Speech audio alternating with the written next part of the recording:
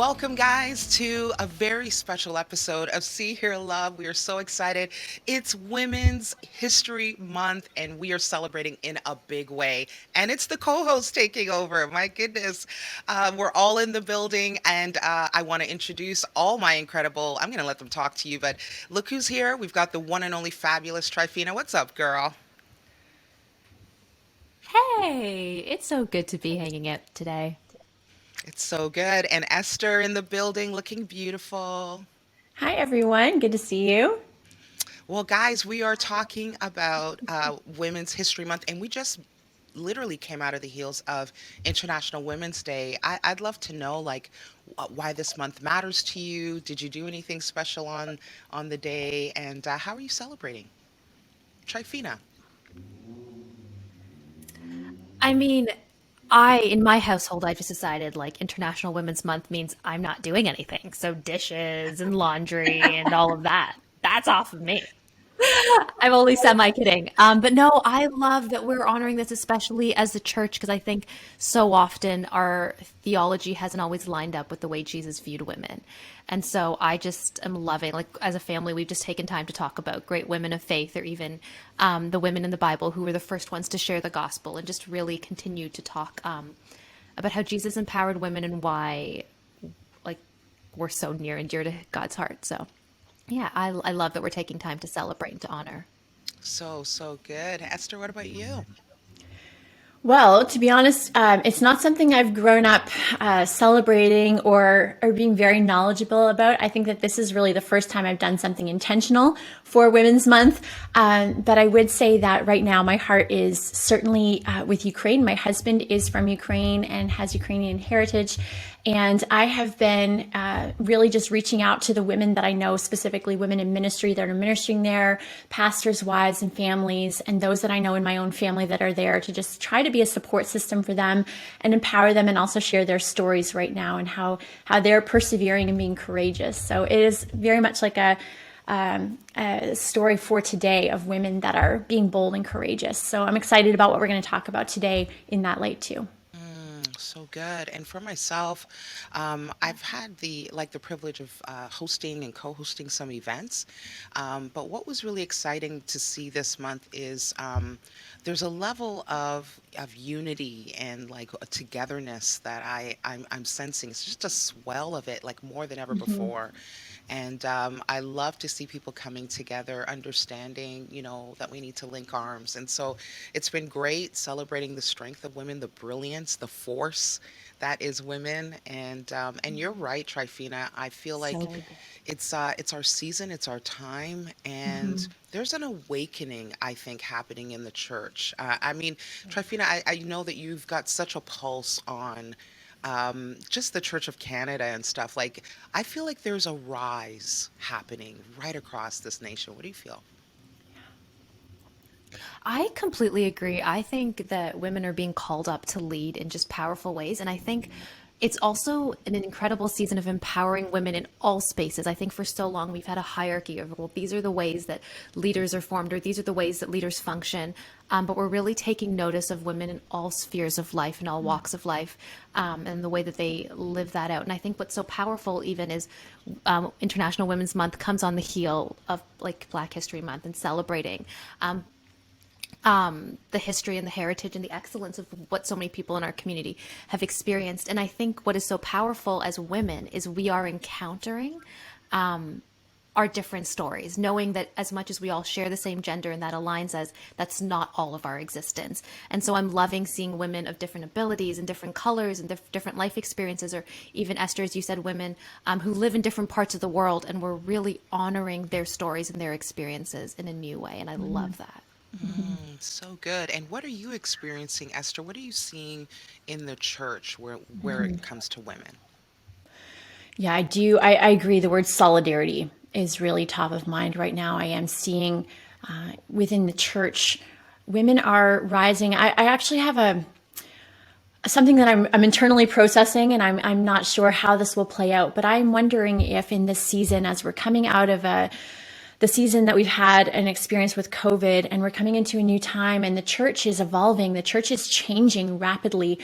I'm actually wondering if this is the time and space where we're going to see more women, especially women in pastoral roles where they traditionally were not. I know that there's a number of church leaders who are experiencing an increase in burnout and they are just overwhelmed. But I'm also hearing of more friends, women in ministry who are saying, I wonder if I'm called to lead or pastor a church in this time. And I know that historically that's been a really big, like, is that something that we can do?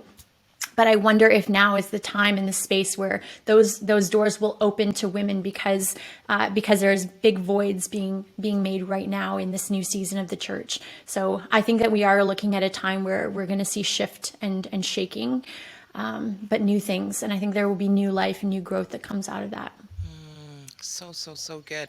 And I love what you said about looking back historically. And I feel like if we are honest with ourselves, historically we have been marginalized and silenced and discarded. But yet there's been these bright lights throughout history, and even those in the Bible that we draw strength from and draw inspiration from. And I think they've formed us, they've shaped us. We align ourselves to them. And I'm wondering, I've been thinking about it all week because I know we're going to be talking. I've been excited to find out who are the women biblically that have inspired you, that have impacted your life, left a footprint, left a thumbprint.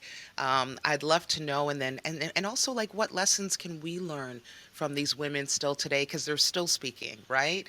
Like, even though their physical time has come and gone, their lives are still speaking to us profoundly today. So we're going to take a minute. I can't wait. I love this section. We're going to talk about the biblical women who have inspired us, have motivated us, who are game changers, and what we can still learn from them today. And I'm going to go to the amazing, I love her, Esther. I just love the choice that you made, and I think it's going to resound with every woman that's listening. Yeah. So the first person that came to my heart and mind is Mary Magdalene. This is a woman that throughout history, I'm talking like from the earliest church, has been completely misunderstood and misrepresented. So, and even for most of us, myself included, we have labeled her as a prostitute, an adulteress, and even, they've labeled her potentially the wife of Jesus. I mean, she's had so many labels put on her by religious people. There's no biblical evidence that this is indeed her identity. And so her name is mentioned 13 times throughout the Gospels. All the Gospels say that she was there at the death and resurrection of Jesus Christ. She was the first to witness him when he had come back to life and resurrected. He chose to use her as his voice to say, go and tell them that I am alive. And so, she has this incredible place in history. But here's the thing. She had 7 demons cast out of her, but she also was supporting the ministry of Jesus and the disciples throughout. She was consistent. She was there throughout his ministry in the region. She went and traveled. She saw miracles witnessed. She was a supporter. She was probably a woman of wealth and means to be able to support financially the ministry of Jesus and the disciples. So she's been mislabeled in part because there's a lot of Marys in the New Testament, as we know, a lot of mention of Mary, but she was not necessarily the woman who poured perfume on Jesus. She was not the woman who, Mary of Bethany, who we know as Mary and Martha, the sisters of Lazarus. But often she's been, because of her name, I think she's been put into some other stories of women who did have, prostitution or that label put on them as well. But this woman, Mary Magdalene, was one who traveled and supported Christ, who gave of her own resources, her time. She was courageous. She was bold. She stayed when other disciples fled the scene in fear. When Jesus had died, she stayed. And she stayed long enough to see him buried and to see him resurrected so that she could go and testify as one of the first evangelists in history to go and tell of Jesus' resurrection. And so that's where I wanted to focus on her today, to say, we have misrepresented and mislabeled. And I think that that is something that we see continuously throughout history and even today, women who are misrepresented and mislabeled and misunderstood. And so I think that it's important for us as women to look back at these stories, read the scriptures, say, like, what does the scripture actually say about this woman and her boldness and her courage and her place in history, that Jesus elevated her as a woman of means, a woman who is courageous and faith-filled, and he chose to do ministry with this woman in a time where women did not have a voice, they did not have a space, and he elevated her to a place where she had a voice. And so I think that we need to do the same and look back at her story as like, okay, who have we misrepresented and mislabeled throughout history? What are the women that we have given a title to? And what is the truth of that story? So I think we always need to look for the truth of that story. And in this case, I would just encourage, this is actually a great time to just remind us all to go back to scripture, read it carefully, and make sure that we're not misrepresenting people or putting labels that don't belong there. So Mary Magdalene, let's learn about her story and tell her story. Well, this motivational moment brought to you by the one and only powerhouse, Esther. Oh my goodness. So good. And thank you for reminding us that we are not what has been labeled on us. And we will not allow people to place their stories on us. God is writing our own story. I'd love to know, like, just open floor. Any thoughts on what Esther said? Tryphena, anything that you thought was like just moved you from anything she said at all? So good. I feel like I went to church and back right now. No, but honestly, I love the conversation around labels because I think we're so quick to label women with different, thoughts on how they are performing or whatever. And I love that you're systematically unpacking the labels that we placed on her as a faith community. And I think that is game changing because our words have power. So when we speak about her in a disrespectful, condescending way, it changes the way that we view her as Christians and takes away from how Jesus viewed her. And so I love that. So good. And what about you, Tryphena? Who's your person from the Bible? So speaking about labels, my woman that inspires me from the Bible is the woman who is labeled as the woman with the issue of blood. But really, when we look at who she is, I think she should be relabeled as like the woman with tenacity, the woman with courage, right? This woman who was bleeding from her uterus for 12 years. Like, I just put myself in her position. I'm like, okay, so physically you're exhausted, mentally, emotionally you're exhausted. Your hormones, I'm imagining, are all over the place. And you are someone who's now deemed unclean by society. You've been having to scream that you are unclean to every passerby for 12 years. You've said that to people, you're declaring it over yourself, and yet you find it within yourself. You find this courage and tenacity to break into this crowd that is following Jesus and go and touch his cloak, or the edge of his robe. And like, not only is there courage in that, like, it's an act of defiance and resistance. Like, you are actually breaking a rule by being an unclean person who's touching a rabbi. And even just as a woman who is physically, mentally, all of that exhausted, you're stepping into a crowd that is on the way to follow Jesus to Jairus's house. Jairus, a religious leader, like, you're stepping in from a position of vulnerability and interrupting a man with authority. And just the level of courage that I believe that took to go and to, fight for your healing, to take your healing after 12 years of no one fighting for you. And you go and touch Jesus's robe and, power, you feel Jesus's power go through your body. You feel your healing, your blood stops. And then Jesus stops and he says, hold on.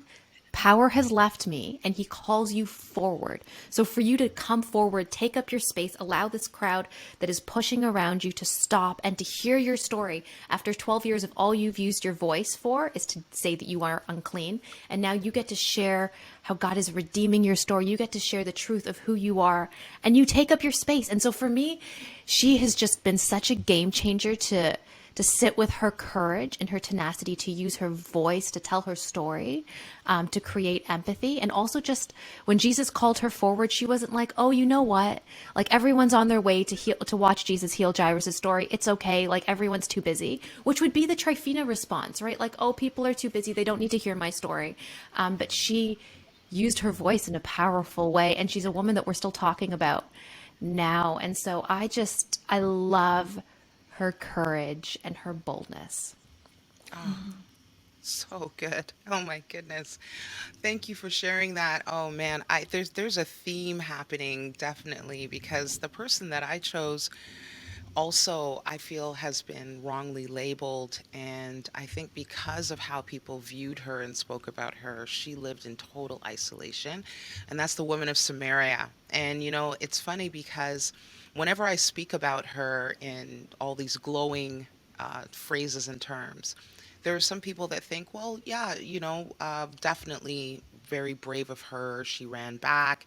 She told the village, "Come see a man who showed me all that I am." But there is so much more, and that is the truth of so many women then and now. There is so much more to our story than what has been told or what has been viewed by others.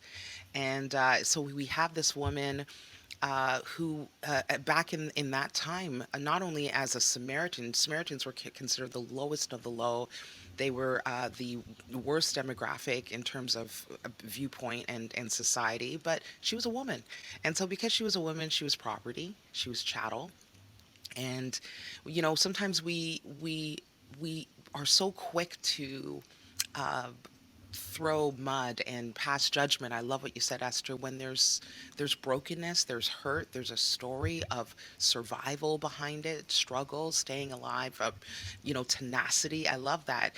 Women were not protected, were not taken care of unless they were attached to a man, right? They could not find shelter and clothing and housing, and they belonged to someone. They were part of someone's chattel, and so in order to sustain and live, you had to be married or part of a man's care, and so yes, she would be going from man to man. And yes, she would, if one failed, she would be finding somewhere else for shelter and for food and for protection from other men because other men were predators. And so, it's not always. A loose lifestyle. It's unfortunately how women had to survive, to be cared for and protected. And but here's the thing, where she needed community and needed tribe and needed the safety and sisterhood of women, they shunned her,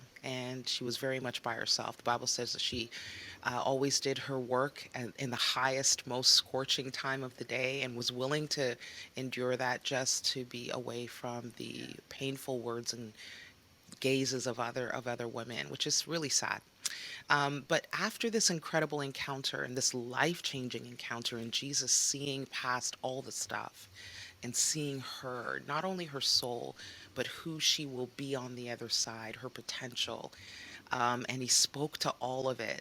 She went and began literally the beginning of her ministry. And what people don't know, and I wanted to share this because this is powerful. I just think this is going to ignite someone's heart. So, if you do any sort of research in the Roman Catholic history books, Greek Orthodox, the Orthodox Church annals, you will find a name, Fatine. And not only a name, but she is sainted, y'all. Saint Fatine is the name that is given to the woman of Samaria. So she went on to follow this incredible crowd of disciples and followers of Jesus. She was baptized and given a new name, Fatine. Look it up, guys. Phoitne. Listen to this. This is from the Roman Catholic history books on profiles of major saints. The holy and glorious great martyr Fatine of Samaria, equal, this is comma, here's the next descriptive, guys, equal to the apostles. I just want to pause there. Yep. I want to pause there. What? Equal to the apostles. That was the vast witness the impact of her ministry. It was likened equal to the apostles. She encountered Christ at the well of Jacob. Tradition relates that the apostles baptized her with the name Fatim, meaning enlightened one. There's actual feast days in the Catholic Church to celebrate her on February 26th. And she literally converted her entire family and literally did massive evangelical work all throughout Eastern Africa and throughout Northern Africa. It's incredible. Like her life is unreal. And so I'm just so excited that God writes our story. And I'm Yeah. so excited Yeah.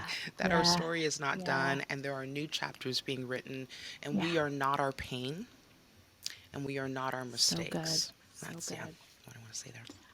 I love that. As a side note, each of us chose to speak about a woman who was transformed by Jesus.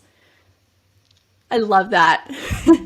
Not only that, but yeah, you're right. Like they took the story and they didn't just keep it to themselves. They went and told others. They changed other people's lives as a result of their life being transformed by Christ. I think that's such a beautiful model to go and tell others of what God has done for us and how he's transformed our lives. Yeah, and they were willing to go, they were willing to break out of, like you said, Tryphena so good, these societal limitations and expectations and the confines, and they broke out, whether out of desperation, out of redemption, out of like just love for Jesus, but they were like, I will do and be all that God has called me to be, and I will pursue him despite what it looks like. And I'm so excited. Thank you so much, guys. My goodness, I'm fired up. Me too. Anybody have any last thoughts? Anything on what we, all the women that we shared? Any thoughts there?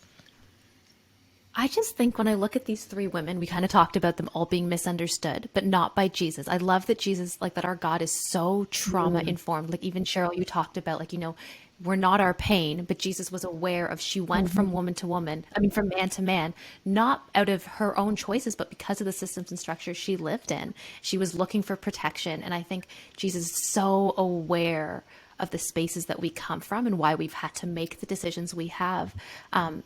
To survive. And I love that there is redemption in that. So good, so good. Well, guys, we are going to bring it to the sort of present day ish. For some of us, we have historical women in history, and we have some present day. I can't wait for you to hear Tryphena's some really cool options there for present day inspiration. So, who are your inspirational role models, the people that are changing you, that are making you better, that you're drawing strength from? Tryphena, we'll start with you. Okay, so I'm going to start with my daughter. So Kaya Tally is a whole 4 years old and is just a firehouse and has changed my existence. I think there's just a part where even from utero, right? Like she's such a woman of power. She moved more internally than her brother did. And not that there's any, like they're just different personalities. But she came out fighting and just has such a tenacity about her. When if she's walking down the street and a neighbor is like, "Oh, hey little girl, like how are you doing?" And they pat her hair, she stops, turns around and looks at them and is like, "Excuse me, that's my body. I'm the boss of my body and I did not give you permission to touch my hair." And I just like, I know. And like it happens at church all the time. And I'm like, oh my goodness. But also, there's something I just love about who she is. She knows exactly who she is, she knows what her boundaries are, and she doesn't let anybody violate them. And so she's the child who she's an introvert when she like people will be over and she's like, "Excuse me, I'm going to my room now to play. I need some time alone with my heart." I'm like, "What is it?" Like you are so aware of what's happening in your body that you can stop and leave and be fully content just being on your own. And so she has such a sense of peace and identity about who she is that I'm still learning from. And so when she looks at me and she's, invites me into play or, bestows her unconditional love on me, there's something where it heals my own inner child, right? Like my own I will be honest, she was born and my own, trauma came to the surface. My own like sexual abuse came to the surface and I'm like, Jesus, I can't do this. But she has been a child that has been such a gift to me to walk alongside of as my own stuff has come up because she's actually taught me about tenacity and safety. And so I just feel like honored to be witness to her journey because it teaches me so much. Oh, Yeah. I Yeah. love it. Wow. So good. And Esther, you chose someone from history. Why don't you share I it? did. Yeah. Yeah, you know what? This is. I wanted to just speak about Corrie Ten Boom, and that's a name that many of us will have remembered from some part of history or books or church. But I just wanted to share her story and why I feel that it's so relevant as well. So as many will know, but if you don't, I'm going to just kind of like reiterate some of her story. So she was born into a family in Holland. So my father was also born and raised in Holland, so I feel like there is a connection there to her as well. And they were clockmakers, and so she had her father, her sister, but then World War II happened and the Nazi invasion and the takeover of Holland. And they were in an occupied country facing untold atrocities because you have an aggressor that's living there in your midst. Now, their home was a short distance away from the police headquarters as well. But in the midst of a dark place, their family chose to help with the underground Dutch resistance. Okay, so this woman and her sister are part of a resistance movement of trying to hide and protect the Jews from being sent to camps. And so it's estimated that they saved about 800 Jews, not just Jews, but also others that were part of the resistance movement. They actually had someone come in and structurally change and alter a room of their home so that they could put up a wall that they could hide about 6 people at a time. And so throughout this, they were able to move them from one safe shelter to the next and to be able to move them through kind of like the Underground Railway movement. So we see movement of people to protect them. So they saved hundreds of lives. But then at the end of the war in 1944, it was discovered someone basically told the police that they were hiding Jews, and so they were able to actually had an alarm inside their home that would buzz, and the people within were able to get to the shelter to be able to hidden if there was talk that people were going to come to the door and round up Jews. So the father, sister Betsy, and Corrie were all arrested and sent to. Eventually ended up in the women's labor camp called Ravensbrück in Germany. Her father died just shortly after they were arrested, but she and her sister were sent to this women's labor camp. What's incredible at this story is that first they are part of a resistance movement. Then they are sent to a camp where they suffer atrocities, where they are, I'm not going to go into the details about how they suffered, but it's said that there was a guard that was particularly cruel to her sister, Betsy. In the end, her sister ends up dying in the camp and Corrie lives. But before her death, the two sisters were bringing people to faith within their space. They were sharing the gospel. They were singing and worshiping together. And they were an example of Christ's love and hope in the midst of a very dark place and time. And so they were able to transform the space where they were, whether they were in their home and saving Jewish lives, or whether they were in a labor concentration camp and saving lives. That was their identity, and that's what they're remembered for. Now, what's incredible, the next part of this story is that after the war, I believe it was 1946, Corrie decided to go back to Germany. She was speaking at an engagement, and one of those German Nazis came up to her and said, "I was that person who persecuted you and your sister." And internally, the battle of what do I do with this information? You are now looking at the aggressor face to face. What do you do in that moment? And she wrestled with God, and then she was able to forgive this man. And she goes on. The rest of her life then is dedicated. She lived from 1892 until 1983. She actually died on her birthday. She was able to spend the rest of her life preaching and helping others to understand forgiveness in a way that only someone who has gone through that kind of life can actually say, I can forgive my enemies. And so what I love about her story is the power of forgiveness, the power of Christ at work in a person's life. Whether you are safe, whether you are in prison, whether you are facing hatred and adversity, the courage, the boldness, the act of love. It's just, to me, it's always been a story that has stood out as this is a woman of character that God has divinely placed and used her story to really impact the lives of millions of people around the world. So Corrie ten Boom, another one I would encourage you to go look up her story and be inspired. Oh, I'm inspired right now. Just thank you for and thank you for walking us through that incredible story. I know that I'm blown. I know other people are as well. Thank you for that. My goodness. Well, the person I picked for this round is Malala Yousafza, a very well-known young woman who is such a force to be reckoned with. I love this quote from her. I don't want to be remembered as the girl who was shot. I want to be remembered as the girl who stood up. Yeah, come on. And, for those that don't know, on October the 9th, 2012, a gunman boarded Malala's school bus in Pakistan and asked her name and shot her 3 times in the head, point blank range. Her crime was speaking about education for girls. That was her crime. But she lost her fear and she gained bravery on levels that we're all still in awe of. She has become a figurehead of our time. The shooting actually of Malala was a watershed moment for freedom of girls, the empowerment of girls, the education of girls in Pakistan and beyond, and it propelled a teenage girl into literally an overnight stateswoman for equal rights, for the advancement of girls globally.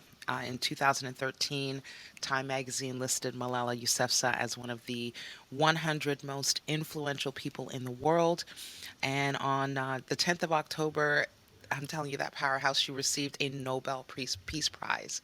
And she is, I had the privilege of going to a UN Women's Conference. It was a global conference, such a privilege to be there.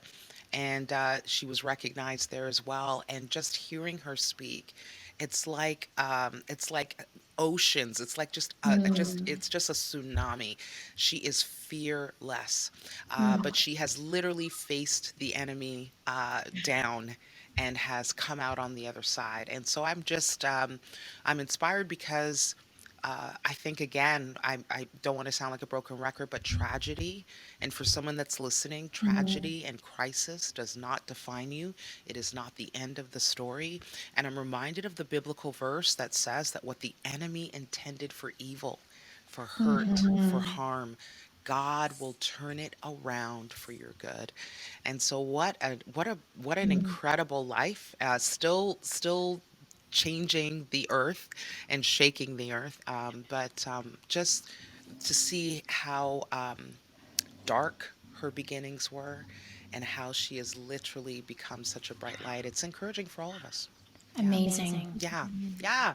Oh, I love So this good. conversation. Tryphena, I'm going to go back to you. We've got our last round. Tell us your next person. So I struggled with this one for a minute because if I look at history, there's not always a lot of people that look like me. Not that that should make a difference about who I, learn from and grow from. Oh, yeah, but But I just had to representation sit with this one matters, for a right? minute. Absolutely, absolutely, right? But I realized that, so there's a quote where a theologian talks about how children feel most loved by the oldest person in the room who they know loves them unconditionally. And that, so as much as I'm not a child anymore, that's been my experience. There's a woman in my life, and her name is Anne, and she is older than me, but has loved me unconditionally. And she's been a mentor and a friend who's walked along like different seasons of life with me. I met her right before I was getting married. And I don't know what your experience is like, but getting married, having a wedding, that was a tumultuous time in my life. There was a lot happening, a lot unpacking, and just unpacking my own misconceptions about what weddings and marriage looked like, and also bringing two cultures together. It was fun. So having someone who was older who stepped in and sat down and was like, "Hey Tryphena, I love you. You're making decisions not because you are broken, but let's actually unpack your history and why you're making decisions the way you are," was so helpful. And there were seasons in my life where, I was bedridden, I was sick, and she would sit there and she would cry with me. She would come sit beside me when I couldn't see and, pray over me. And she's a woman of character and a woman who's actually like, she's a very busy woman. She's a very powerful woman. There's something about someone who is busy, who's taking time out of their life to stop and spend time with you. To this day, every morning she will text me, text my children what she's praying for us, what she wants to bless us with, a joke she heard for the kids. And there's something that's been so healing to see a woman of authority, a woman of power, stop and just be like, "Hey, let me just love you unconditionally, consistently in all the seasons of life." And when I look at her life, she's someone who's been through a lot. She's walked through a lot of pain. But because of that, she has like exemplified to me what it is like to love Jesus wholeheartedly, but also has been so healing in my life of breaking down the legalism of how we love Jesus and how we have to do this and this and this, but really has made it so simple of like, okay, so how do we just love and love authentically? And who does God say he is? What does the Bible say? Like, what does the Bible say that God is? Versus what are the lies that I have believed for so long? And so, you know what? She's not someone that everyone's going to know, but she's forever changed my life. And I am who I am because of her. And so I am just grateful for her. Grateful for her. Oh, Wow. I love it. It's so funny because I want to jump in here because we were just speaking about Malala, this huge sort of like world figure, and Yep. and then your Yep. incredible mentor. And I just want to tell someone like you don't see yourself as a world changer, but your daily quiet acts are changing someone's world. I mean, Yes. look Absolutely. at that Yes. right Yes. there. And so she's changing Absolutely. your world, and I'm thank you for that. Thank you for Yeah. sharing. You know what? Just before, like, just I'm thinking too, it's not just changing your life, Tryphena, but it's also changing your daughter because you are now your daughter's example. And because you are receiving healing and wholeness and life, and like you're receiving so much from someone else. And now your life, as someone who can come into that relationship with your daughter as a healed, whole person, is now impacting her life. And it's actually this beautiful, like, your legacy is being formed. So she's part of your whole legacy, not just your life, but now all those that come after you. That's good, Esther. Listen, Absolutely. while you're talking, you're up. Absolutely. You're next. Keep going. Keep going. Who Well, did you choose for your last round, Esther? so the next person is someone that I have just deeply admired. And I wish she was a mentor in my life. As Tryphena's talking, like, wow, I wish these women were in my life right now. Someone that has inspired me since I was a teenager is Amy Carmichael. And I remember reading her story as a young person and just being incredibly inspired. So she lived as a missionary in the early, 20th century. She was from 1867 to 1951. Now this is a woman who grew up in the United Kingdom, and a white woman, but she had chronic illness, and so she wanted to be a missionary. She felt called to be a missionary. She tried to be a missionary, and they disqualified her and said, you can't do this. She got sick, she went back to her home. She's like, okay, at that point you're like, okay, maybe I misunderstood God's call in my life. Maybe I'm not called to be a minister because everyone is telling me I'm disqualified and I can't do it. And I have this sickness, this thorn in my side that's preventing me literally from doing the things that I feel called to do. So what does she do? She decides to take a different approach. She goes to a different place, and she goes to India, to South India, to Tamil Nadu, a place where she doesn't look like them. She doesn't talk like them. Imagine, right? Tryphena's like, yes, I understand. I So love it. she goes and like, she sees this need. And what is the need? The need is that she is seeing these little girls who are being sacrificed as temple prostitutes. Their families who are poor, cannot provide for them, are literally giving their daughters over to the temple to be prostituted as children. And she sees this, and this holy righteous anger is in her, and she's like, this cannot be. So she sets up a home called Donover Mission, where she herself rescues thousands of children. Okay, we're seeing like a pattern here of women that are saving the lives of hundreds and thousands. So first beginning with, the first child that she meets and she hears her story, she's like, no, I need to pull you out of this life and give you a new life. So over the course of her life, she sees many children's lives restored. She personally adopts a number of them too. And then she also, in the end of her life, she's also ministering to boys as well. So it starts as a ministry to girls, and now it's just children. Boys were also being misused and abused as well. So that's her life. Her life is the rescue physically. And that always inspired me that she gave her life. She never married. She dyed her skin with coffee to look like them, to immerse herself in their culture. She wrote stories that inspired many. Later in life, her stories would also inspire missionaries like Jim and Elizabeth Elliot, who also gave their lives to the mission work.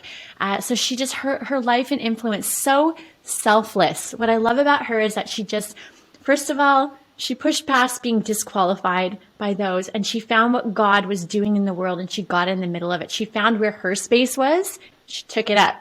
And then her selflessness, her love. She was called Amma, which is the word for mother in Tamil. And so they called her mother. She became a mother of all of these children. And so I love that. You know what? At one point, I really thought that I would go to India and start an orphanage because she so inspired me.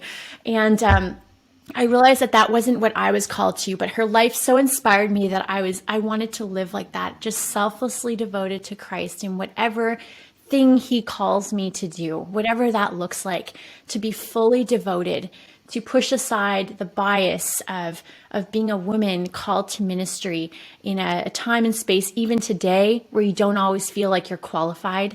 And so she found that space, and she didn't let anyone say otherwise. So if that's you today and you're feeling like, I'm a woman, I'm called to ministry, but everyone's telling me I can't do this, I can't do that, I think that God will give you that space. He will provide that means, but also be bold and step into it. Don't be afraid of what people think or say about you. Find that space. And so that's her life, Amy Carmichael, and I'm always inspired by her story. I hope you are too.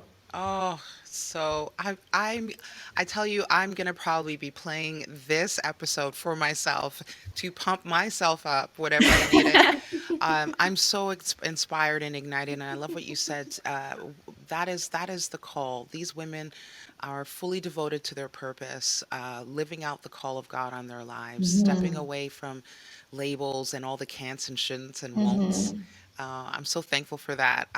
For me, my last person that I picked, I struggled too, Tryphena. There's so many, right?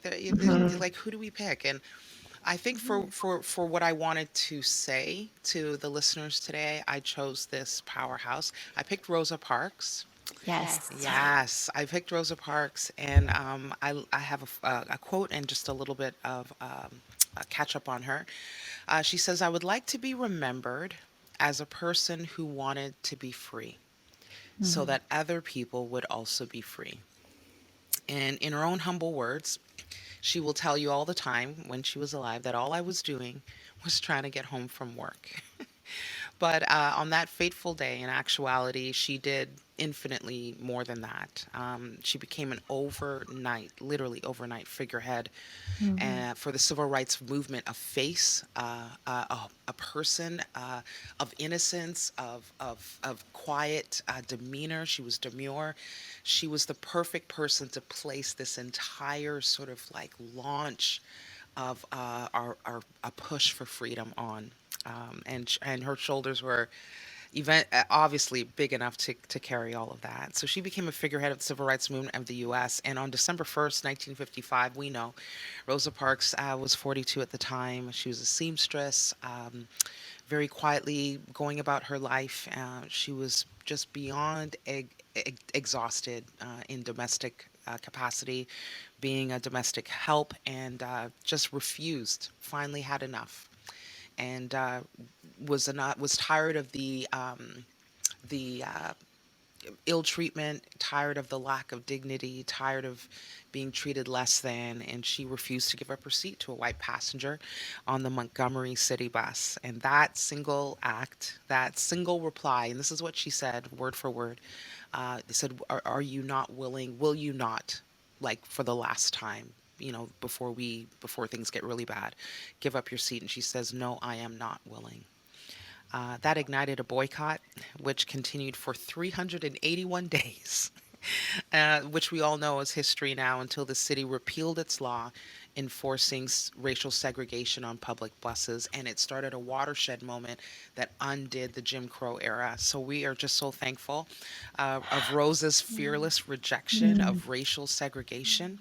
And literally is now labeled the first lady of the civil rights movement.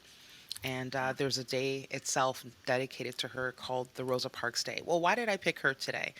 I picked her today because I want someone listening to know that power has nothing to do with volume. And power is not about how loud or how boisterous one can be to shout at the institutions that are holding us back and demand change. Quiet, a power can also come in quiet resistance, and change can be launched from there. And I think Rose is a perfect example that just taking a stand, just quietly resisting can also launch a movement. And so many people think, well, I can't do what she does, and I'm not like her, and my voice is not as strong, or I'm not as brave. But there are quiet ways that we can push back against the limitations over our lives and over our calling and over our purpose and over our generations to come. And so it's as simple as saying, no, we will not be moved, and no, we will not accept that anymore. And no, and no, that's no longer true for our lives. So yeah, guys, oh my goodness, Wow. wow. Wow. Wow. Like whoever's listening, if you haven't like stood up or like thrown your fist in the air or like said yes, like here's a good time to do it. Here's a good time to do it. Well, we've kind of our time is a little far spent, but I want to ask one question as we wind things up and as we kind of turn the corner here. I'd love to know, as we sit in this beautiful month of acknowledging the women that have gone before and have inspired us, we are now the women that are going before. Isn't that crazy? It's like, what a heavy thought that we are the women that are carving path. And Tryphena's like, huh. Yeah, like we are the ones that other women are looking to. So, what advice would you give to future female leaders of the next generation? Um, Give you a second to think about that. And I'll go to you, Esther. There's something that I'm like a thread that I'm seeing throughout the lives of the different women that we've talked about today. And there's three things in my mind that really stand out amongst, most, if not each of these women.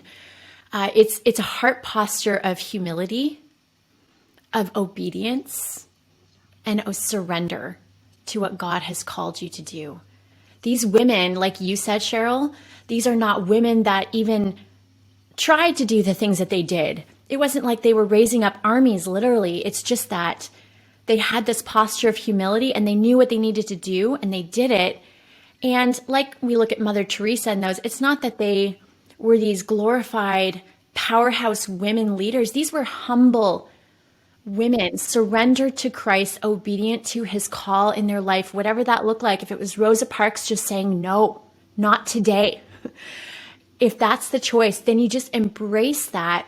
And to be a leader, I think we put up this notion of like a woman has to look, talk, act a certain way to be a female leader. But these are women that are leaders, and they simply just walked in the truth of how God had called them for that moment. It might have just been one moment, a blip in history, that they're called to make a difference. I think each of us has been called for a blip in history to make our mark, to say what God tells us to say, to be obedient to whatever he calls us to do. That's all we have to do. Be humble, surrendered, and obedient to what God calls us to do.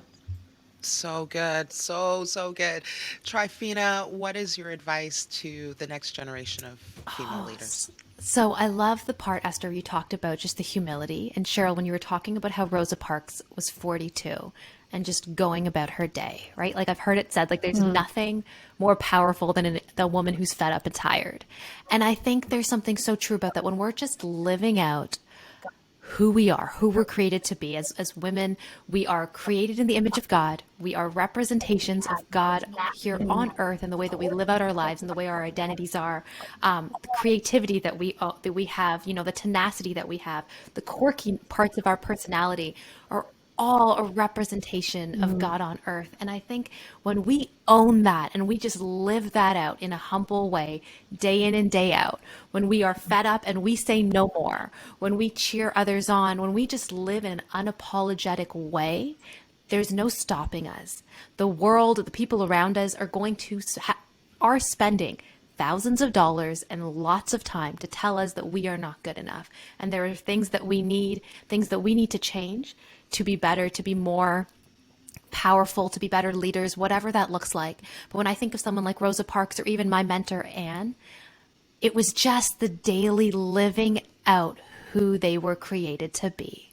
And there's no, like, I think we're in a culture where we are trying to build a platform of power and authority and leadership, and not that there's anything wrong with that. Use the platform that you have to change the world. Absolutely, we're here for this blip in this moment, but sometimes the most powerful moments we have is just living out our day to day, Yeah. whatever career, family situation, whatever that looks like. Just be you, and all of you. Yeah. Oh, so good, so You too, good. Cheryl. Well, guys, for me, man, I'm first of all, can I just say I'm so thankful for you, Tryphena and Esther. Um, I'm so, Thank I'm you. so thankful that the Lord chose you to be on this journey with myself and with our fearless leader, Melinda. You are just such an incredible addition to this ministry and this brand. And every time you open your mouths, I'm just blown away. So I just wanted to say that. Okay, so my quick advice. I thought about this long and hard, and I've been sitting in this. I've been processing this thought for a while, and just observing this, what I call this sort of new groundswell that's happening, this realization and awakening we're coming into. So I'm going to say it like this. So, to every woman listening, the days of not trusting women are over. Come on. Amen. Maybe I'll say that again for someone in the back. The days of not trusting women are over. Women are not our competition. We are not each other's nemesis. We are we are each other's tribe. Other women are our tribe. They are our kindred. They are sisters, and this victory, this world changing move that we're hoping for, however small or big, only happens in community. It happens with collaboration. No person is an island. No more silos, guys. No more I'm going to do it by myself and I trust no one and everyone's my enemy. That will never get you far. We go farther together. And so I encourage you to find your tribe. And if you don't know who your tribe is and you're a little worried about your current state of friends, pray. Pray and ask God to hand select that tribe for you. The people that think like you, have the same heartbeat, will encourage you, will pray you through in the hard times, and will cheer you on when you need it. Well, guys, I'm so thankful for all of you. Tryphena, Esther, you are people that I'm cheering on. I'm watching everything you're doing. And I think all of us, I can say, we are cheering all of you on that are listening. If anything resonates, know that we are called to a great big life. There is so much more to the story that we are writing. And can I encourage you to put your pen down and allow God to finish the chapters? Because what He has is greater, what He has is bigger, where He wants to take you is further and farther than anything you could ever imagine. We are not our pain, we're not our labels, we're not our stuff. There is yet more to do. And Whether you're quiet, loud, grand, or demure, you are a world changer. Happy History Month. Happy History Month. Happy Women's History Month, guys. Happy Women's History Month. Shout it out, guys. You could just tell them goodbye and all the love. Yeah. Yeah, so grateful for you all. Thanks for tuning in today. Thanks for listening to these stories. I hope they've inspired you today. Absolutely. And I'm sure that you are someone that is a world changer in someone else's life. And so happy Women's History Month. Right? Well, from all Yeah. of us to all of you, remember, we're going to try and say it together, but it's going to be all over the place.